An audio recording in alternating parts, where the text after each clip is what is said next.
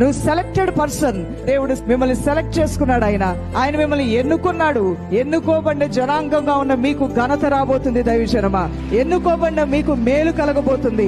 నీకు ఇష్టమైంది నీకు నువ్వుగా ఎన్నుకున్న తర్వాత అది బజార్లో పడేస్తావా, రోడ్డు మీద ఇసిరేస్తావా, చెత్తకుండీలో పడేస్తావా? నీకు ఇష్టమైంది, బాగా ఇష్టమైనటువంటి ఒక ఫ్లవర్ వాజు పూలతో ఉన్న దాన్ని నువ్వు తెచ్చి పెట్టుకున్నావు. దీన్ని తీసుకెళ్లి ఇసిరి అవతల పడేస్తున్నావు. నువ్వు పడేయవు కదా. ఎందుకు కొనుక్కొచ్చుకున్నావు? విలువైన దీన్ని ఎక్కడో ఒక షోకేస్ లో పెట్టుకోవాలని తెచ్చుకున్నావు. దీని ఇష్టపూర్వకంగా నీ డబ్బులు హెచ్చించి నువ్వు కొనుక్కున్నావు కాబట్టి ఒక మంచి స్థలంలో నీకు ఇష్టమైన దగ్గర పెట్టుకుంటావు. అవునా కాదా? పెట్టుకొని రోజు కూడా దాన్ని చూసి ఒకసారి రిలాక్స్ అవుతూ ఉంటావు. ఆహా, ఎంత బాగుందో, నాకు ఇష్టమైన దాన్ని నేను ఇక్కడ పెట్టుకున్నాను కదా అని. అదే రీతిగా లోకంలోంచి నీ దేవుడు నిన్ను ఎన్నుకుని, నీ కుటుంబంలోంచి కూడా నిన్ను ఎన్నుకుని, నిన్ను ప్రత్యేకపరచుకుని తన యొక్క అరచేతిలో నిన్ను చెక్కుకొని నిన్ను చూసుకుంటూ ఉన్నాడు నీ దేవుడు. దేవుని బిడ్డ, యేసయ్య తన అరచేతుల్లో నిన్ను నన్ను చెక్కుకున్నాడంట. అది యేసయ్య ప్రేమ అంటే.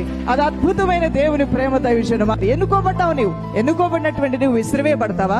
ఎన్నుకోబడినటువంటి నీవు ఉమ్మివేయబడతావా?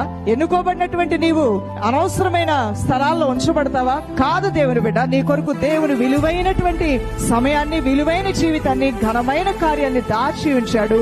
ఆయన ప్రేమించిన వారి కొరకు ఆయన దాచి ఉంచిన మేలులు అవి కంటికి కనబడకపోయినా అవి ఎంతో శ్రేష్టమైనవిగా ఉన్నాయి. దేవుని ఆయన ప్రేమిస్తున్నటువంటి నీ కొరకు ఆయనకున్న తలంపులు ఉన్నతమైన తలంపులు. ఎంత తలంపులు ప్రభు అంటే ఆకాశం అంత ఉన్నతమైన తలంపులు నీ కొరకు దేవాతి దేవుడు కలిగి ఉన్నాడు.